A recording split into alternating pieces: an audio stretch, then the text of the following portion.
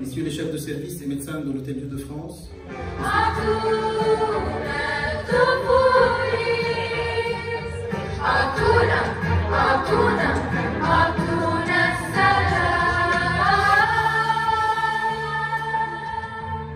un ami qui est en France, qui s'appelle Jean-Marie Méchaka. Un jour, il m'appelle en me disant, après l'explosion du 4 août, comment je peux aider le Liban.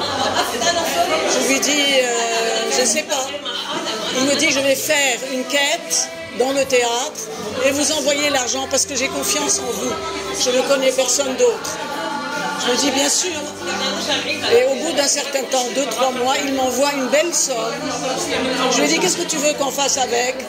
Il me dit, ce que tu veux, de la nourriture, des habits, tout ça. Je lui dis, tout ça, c'est dommage de dépenser tout cet argent. Il y a beaucoup d'associations qui donnent de la nourriture et des habits et tout ça. Je vais faire quelque chose de durable. Les enfants, c'est la partie la plus fragile et la plus faible de la population.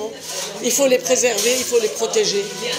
Donc j'ai pensé à une clinique qui serait gratuite pour les enfants.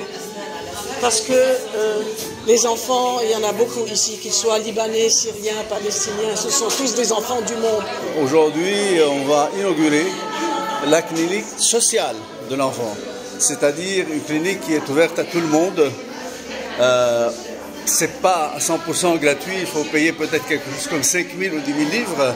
C'est rien du tout, c'est symbolique. L'important, c'est le résultat. C'est qu'il y a une équipe de gens dédiés, des médecins, à plein temps. Le parrainage va être de l'UEJ, ça va être l'Hôtel-Dieu de France aussi, et ça va être aussi la Fondation Diane.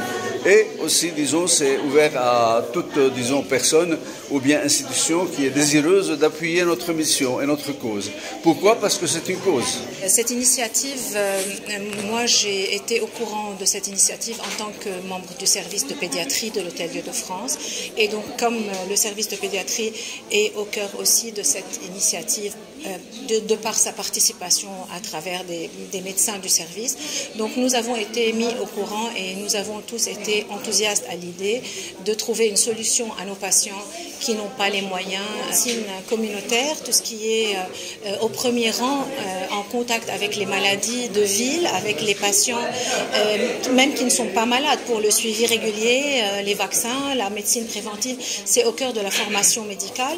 Et donc pour nos résidents, c'est très intéressant parce que ça permet aussi d'avoir une vision pratique des choses afin de voir comment ça se passe en réalité.